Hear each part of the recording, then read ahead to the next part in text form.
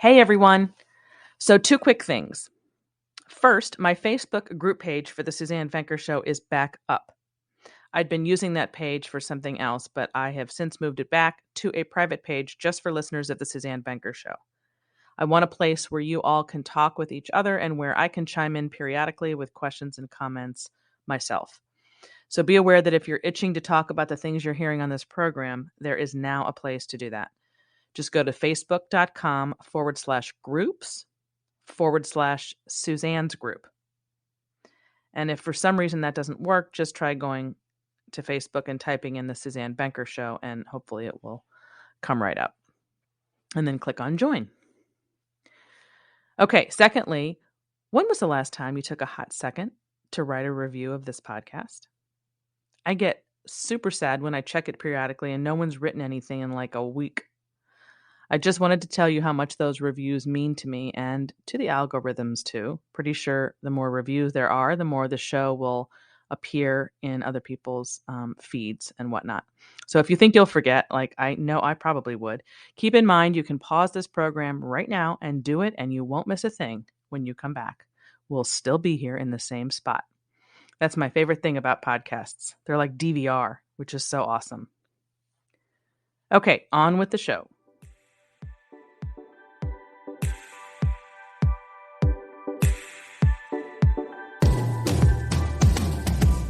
From the magnificent Midwest, it's the Suzanne Venker Show, where men and women are equal in value but wildly different by nature.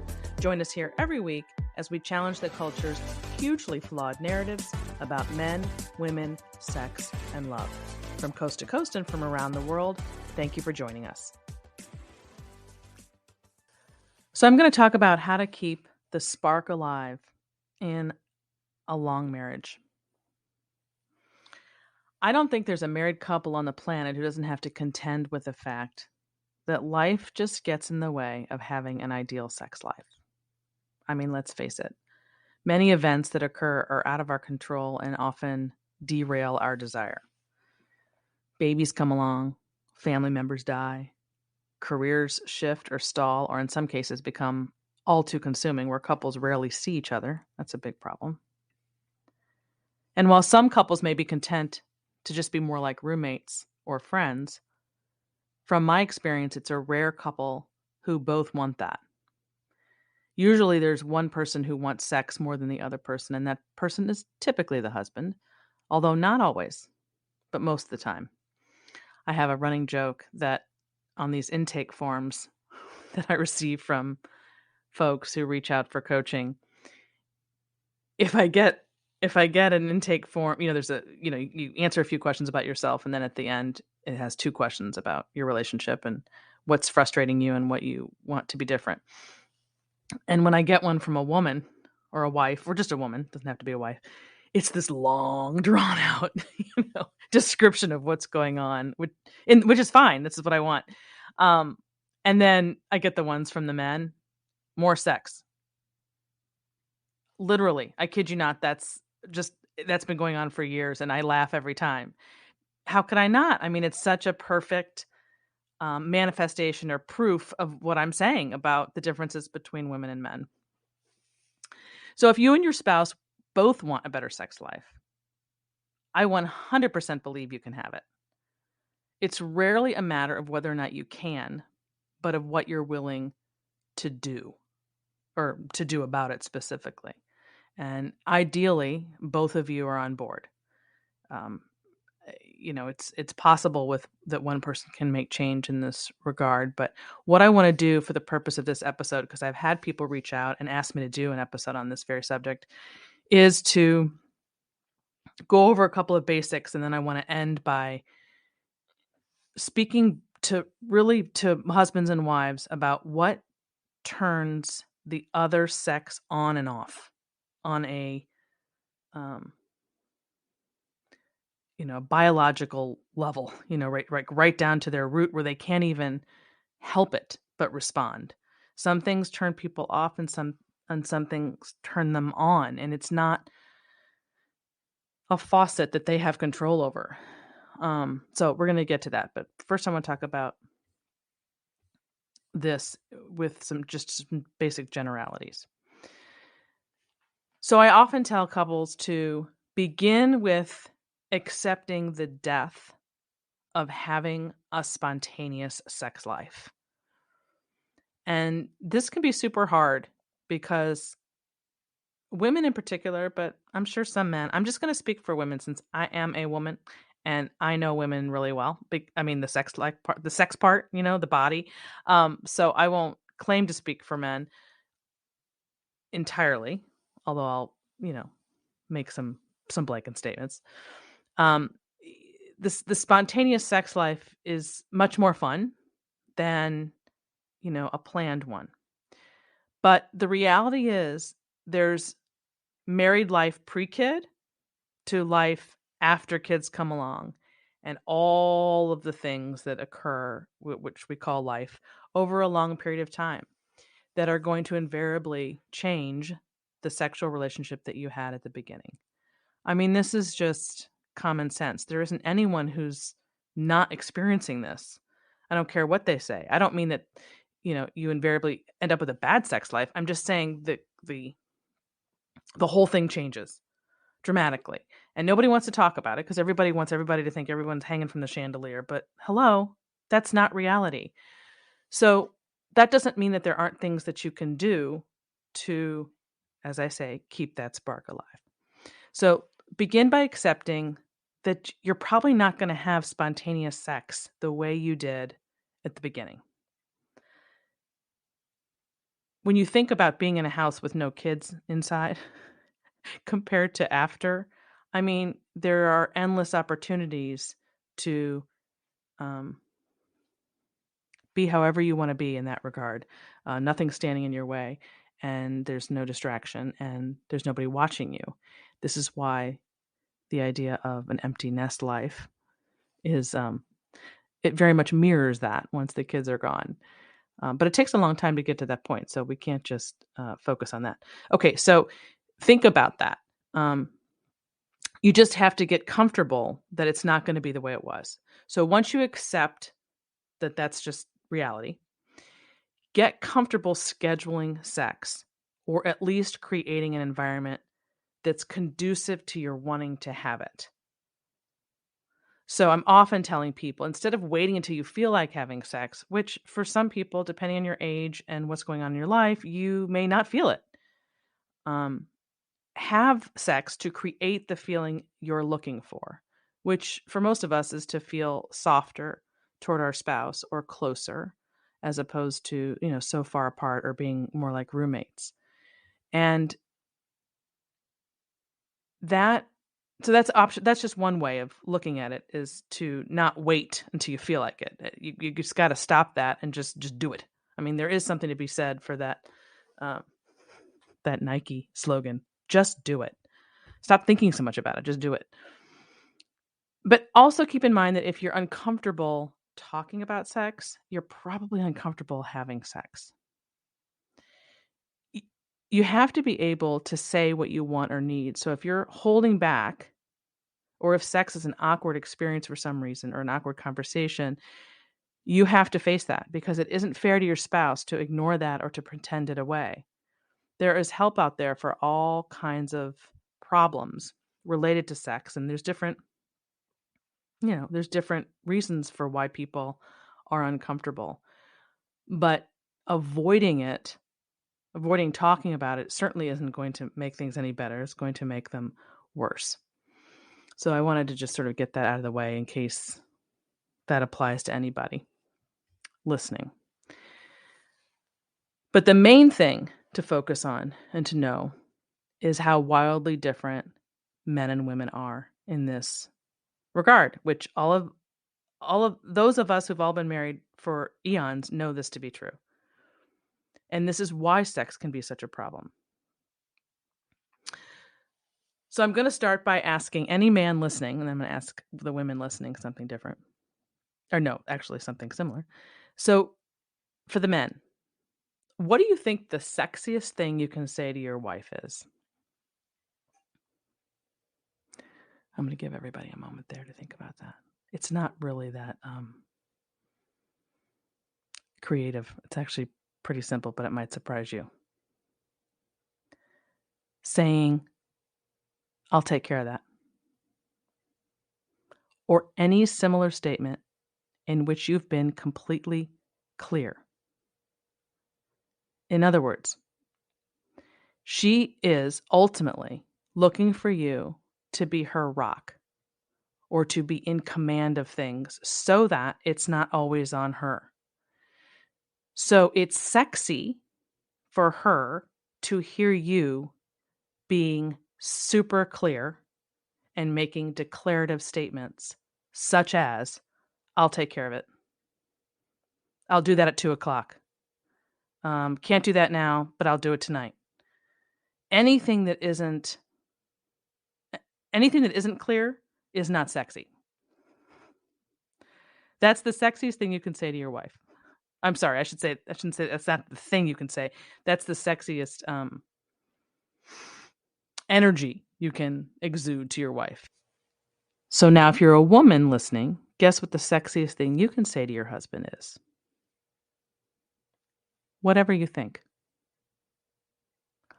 Or any similar statement in which you agree or acquiesce or essentially just say yes instead of no. Because arguing is a libido killer for him. Openness, receptivity, the ability to receive is a turn on. So when you say whatever you think, you're basically saying, I trust you. When you argue, he immediately will get tense inside. He's not interested. It's not a turn on, it's a turn off. He's not going to come toward you when you fight, but he's going to become putty in your hands when you receive, when you're open, when you're receptive. So these things work just as well in a long marriage as they did when you and your spouse first got together.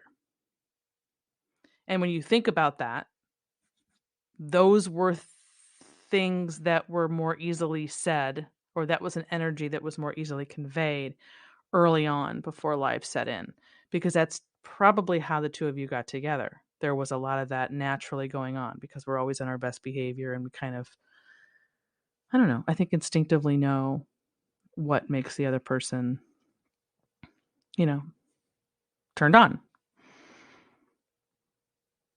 So what's interesting is that the biology doesn't change. We do. Life gets in the way and we're not behaving in the way that's making the other person come toward us or want to come toward us. So I've compiled a list of the major things that I see and hear about in coaching that undermine a couple's sex life.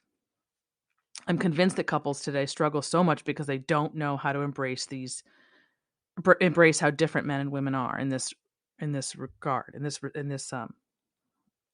well, of course, in a lot of ways, but in this one department, sex. The main thing that I see is that men and women struggle with is that men need to recognize that women cannot get aroused or into it at the drop of a hat the way they can.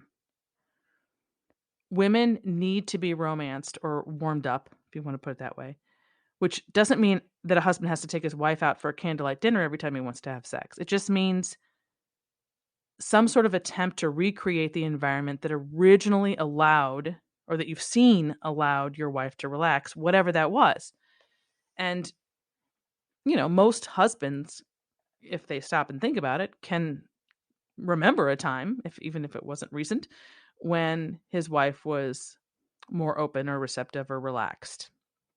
So whatever that is that you employed to, set the stage to allow that to happen, that's what you keep doing. So what might that look like? I mean, that could look like turning off the lights and dancing with her. It could be stopping everything you're doing, really listening, looking at her, smiling, not being put off by anything she says, and being that rock so that she softens. And that's what I mean by creating an environment. I don't necessarily mean, lighting candles and putting on soft music, which that's great. That works for me. But, that's not always realistic depending on, again, what stage of life you're in. We could do that now, my husband and I, but, certainly couldn't have done that and, when you have little kids at home. So you just have to it's not always the physicality of the environment, but the way you are being with her. And yeah. Okay. For their part, women need to recognize that men don't need a perfect mood setting and they can generally have sex at the drop of a hat. So, just as husbands will occasionally need to go out of their way to set the stage for sex, wives will sometimes need to have sex when they don't initially feel like it. And that's how you recognize each other's needs and build them into the way you live. It's a compromise. You're recognizing, hey, I don't need this, but I need that. And or you don't need this, but I need that. So let's, I'll speak to you and you speak my language, I'll speak your language, that kind of thing. And that's a way of meeting in the middle. Okay, so the following list that I'm going to talk about represents universal desires, or at least they're common enough that they come up over and over again in my coaching sessions. I'm going to start with the things that turn women off and on, and then I'm going to go to the things that turn men off and on. And if you are a husband listening to this or a wife, I know for a fact that when it's over, you're going to want to send her this or him this so that I can be the person to tell them. Okay, women, what turns them off? What makes them move away from you? Being conflict avoidant. By the way, these aren't in any particular order. I just listed them. No order whatsoever. Conflict avoidant. If you're not somebody who can handle, if you're not a man who can handle conflict, she's going to struggle. She's going to struggle to come toward you in that way that you want her to. The way that she likely did once upon a time, if it's been a long time, I know for some people, or maybe, your sex life is fine, but it's not really what you want it to be. I'm saying the more you are like this, that doesn't necessarily mean you're not having sex, but it's not probably what you are looking for. So I'm just listing those things, okay? Being conflict avoidant is a big one. I recognize that a lot of people, both men and women, struggle with this. But I'm just speaking strictly to husbands for this moment. And I'm saying your ability to dive into conflict and deal with a problem and have a structure or a plan for getting out of it and not being afraid of it, including whatever you need to hear that may not paint you in a good light. Because sometimes when you deal with conflict, you have to be able to hear things about yourself that you would rather not look at. Your ability to go into that and embrace it is super sexy. If you're avoiding it, that's not sexy. So that's number one. Number two, anger. Anger. This is actually a super big problem today, and it tends to be more in men than in women. There's just a lot of anger. A lot of anger. I've seen it. And that is a real libido killer for her. There's nothing that's going to draw a woman toward you if you're angry. That's pretty self-explanatory. There's really nothing else to say. 3, defensive. Defensiveness is, I mean, as I said, I didn't put these in any order, but if I were to put them in order, I would put that at the top. Being defensive kind of goes along with being conflict avoidant, because if you're defensive, it means you can't handle or hear the hard things. And so you reject it and you put it back. And that gives a woman a feeling like being stuck. Like if you can't hear this, and admit this, and you're going to defend yourself instead, then that person feels stuck and it will not be open. And when you feel stuck, like there's no way to fix it, you're not going to be open and receptive. There's no way. Your body will just kind of shut down. So defensiveness is a huge one. And I know that a lot of husbands in particular struggle with that. And this episode today is not going to fix all of this. This is what coaching is for. I'm just laying out some very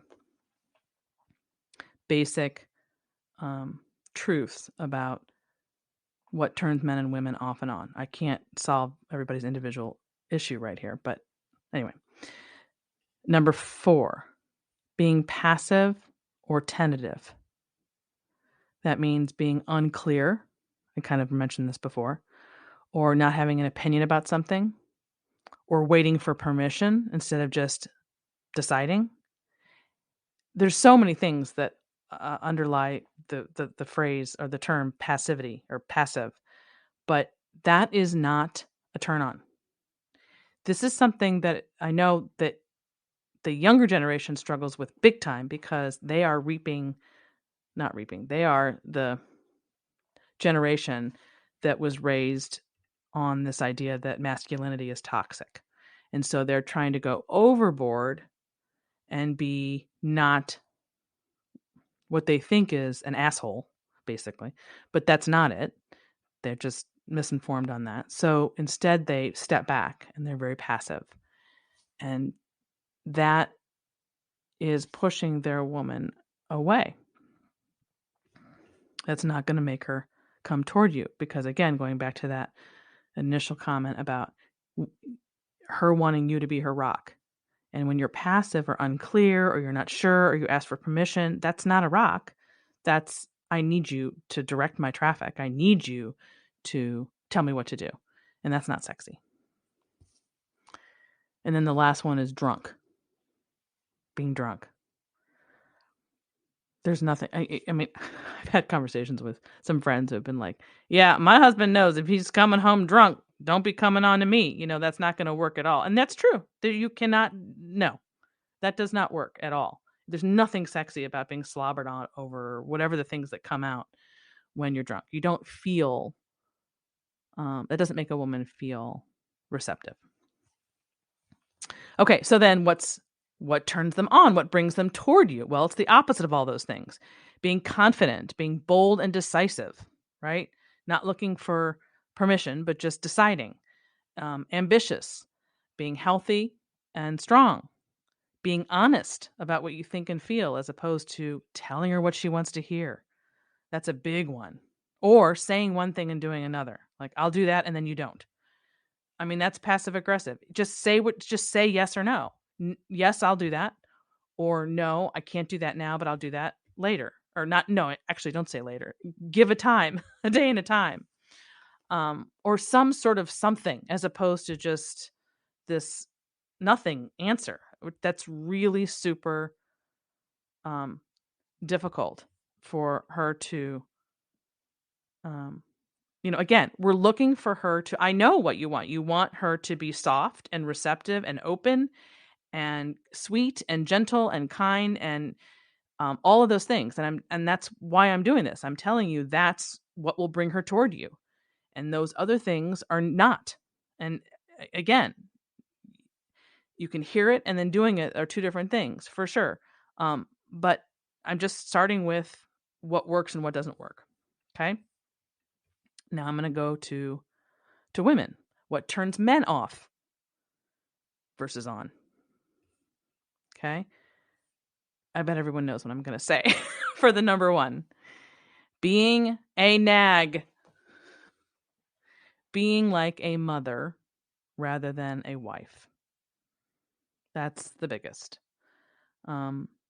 If he feel, and again, women aren't realizing that they're doing this when they're doing it, or they're not thinking about it in the moment, but it's because the nagging sets up immediately a mother-son dynamic that you don't want. I know you don't want. Nobody wants it, and nobody means to do it that way. And you're not going to go through, 50 years of marriage or 40 or 30 or 20 without, nagging at some point, obviously. But I'm saying every time you do that, that's pushing him away. That's not appealing at all. And you are setting up the dynamic yourself of being more like his mother than his wife. And so that's not sexy. Being critical, overly critical, and not having anything nice to say, but just constantly criticizing. I forgot who, I think it was John Gottman who said that there should be one criticism for like 5 positive affirmations or something like that. I may have that number wrong, but you get the gist of it. One should greatly outweigh the other. Being a complainer, complaining a lot, as opposed to uplifting and happy and looking on the positive side and all of that, which, doesn't mean you have to be like a Pollyanna, but just cut back on the complaining. That's all I'm saying. The more you complain, the less of a turn on it is. And then being argumentative or disagreeable, which I've referenced before. That's a big one. And then it's different from being a nag. A nag is just like, do this, do that. Why haven't you done this? Yada, yada, yada. Argumentative is he throws something out and you argue with it. No, that's not the way it is. That's not true. I think this, or just being just generally disagreeable. Those are big turnoffs. Letting yourself go physically. That's another one. You want to, because men are so much more visual than women, although this can go both ways for sure, 100%. But looking good, and it makes a statement to the other person that the other person is still worth your, effort. But then the opposite of those things is what's going to turn a man on. Being smiley, happy, agreeable, saying yes instead of no, not criticizing, not being an nag, lots of positive affirmation. So basically just the opposite. And okay, that's the list that I came up with for each sex that are kind of, I'm sure there's more, but those are the biggest that give each sex something to focus on specifically for themselves, that they know, hey, this works, this doesn't work. This is what I should do, this isn't what I should do, and gives you some guidelines for what the other sex is really looking for. And the one thing you don't want is resentment. That will be the death knell of your sex life. And so in addition to just being aware of the things that turn the opposite sex on and off, in addition to that, you need to be super aware of the feelings of resentment and how much that will keep your sex life from functioning smoothly. And that, when you think about it, it makes perfect sense, because back at the beginning of your relationship, of course, you hadn't accrued any resentment yet. Not much had happened. So obviously it was much more easy to be trusting or open. And then things happen. So in terms of, it's one thing to understand how the other sex thinks and what turns him or her on and off, but there's also this other aspect to this for a couple's sex life over the long haul, and that is the things that cause resentment. And this is for both sexes, it's not sex specific. One is not feeling heard. That's a big one. Not listening. And I think listening is a skill. And it's hard. It's super hard when emotions are heightened. You almost have to do your own sort of deep breaths when you're in the middle of some sort of conflict. And practice the art of listening, which is super, super hard. But the more quiet you are, and this is, again, I'm going to stress this again, this is not sex specific. This is for both husbands and wives. The more you listen without responding, the better your relationship's going to be. These are examples of things that cause resentment, and I'm trying to help you avoid that. So I'm saying listening and the ability to listen is one of them. Feeling like you have to do everything yourself. You don't want to put the other person in the position of feeling like they're doing everything. Now, you'll hear this mostly with women or wives. It's not as typical that men will say, I feel like I have to do everything by myself. In fact, just the thought of that is kind of funny because that's not typically their experiences or their experience. But if you feel that you are doing everything yourself or that it's top heavy, and let's just assume you're the wife, you have to express this ASAP, like the moment you're feeling it. And, one of the best things you can do early on in your marriage is to get the sort of rules for order in place, and setting those things up about what your expectations are and what your roles and responsibilities are going to be, because you can save yourself years of headache if you are in agreement on that. And the moment you feel like it's not, equal or even is not a word I'm going to use, but too top heavy, rather than coming at it with a, you never this, it's, this is how I'm feeling. How can we fix it? And then it's up to the other person to help figure that out, rather than just say, well, that's your problem. I don't know what to say. You should never be saying that. Nobody should be saying that to anybody, to any spouse. If there's a problem, if one person has the problem, it's both people's problem because you're married. There's no way to avoid the problem if the other person has the problem. So that's something that also often causes resentment, because you think, well, I don't have the problem. They do. Yes, you do. Just like the money thing, there's no his and hers money. There's our money. There's no his and her problem. It's our problem.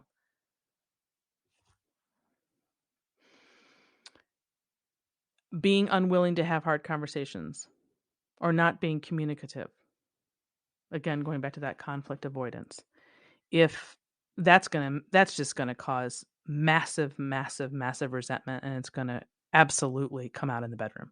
No question about it. You have to be able to talk about anything and everything under the sun with your spouse. There's nothing that's going to bring you closer than knowing that you can say whatever you want and that person is not going anywhere, or he or she isn't going to love you less or hold it against you, or whatever people do. That's probably the biggest. I'd say that's bigger than anything else. And then not feeling prioritized. That's another big one. Overwork, or your friend, or your spouse's friends, their family of origin, social media. There's lots of ways that a spouse might not feel prioritized, as though the other person's not putting forth the effort that he or she used to, and that is going to cause massive resentment. So all of these things are examples of there's no way to have a sex life, a good sex life, I should say, with those things in place. So resentment is a huge piece of the whole sex picture. It's not just knowing the differences between women and men, although, they're both equally big, but resentment is just huge. So I didn't want to close out this episode without, discussing that. But at the end of the day, what I want to say to men and women is this. For men, do not underestimate the power of romance. Do not underestimate it. You can recreate. I believe this. I believe that if you had it once, if you and your spouse had it once, you can have it again. You just need to set the stage. And it's up to the guy to really do that just the same way you did way back when. It was really typically the man who's putting forth who's setting the stage. And women soak that crap up. I shouldn't say crap. It's not crap. It's not crap at all. It's wonderful. And it's just, that's how you're going to get her to be soft, is tap into that romantic streak, because it's in there. It's in there. So that's for the men. And then for women, do not underestimate the power of sex. You see how these things go. Ideally, they go together, and it's sort of like a chicken or egg. Well, which is going to go first? Presumably the romance comes first and the sex, but again, not always. Sometimes you'll reverse those and you'll feel closer once you've had sex. So hopefully over the course of time, you can have both scenarios as best as you can. It's not always going to be quote unquote equal. And it's not always going to look the same and go the same way every time, obviously. But I mean, there isn't a wife listening to this who has not seen the difference in her husband after sex from before. It's that powerful.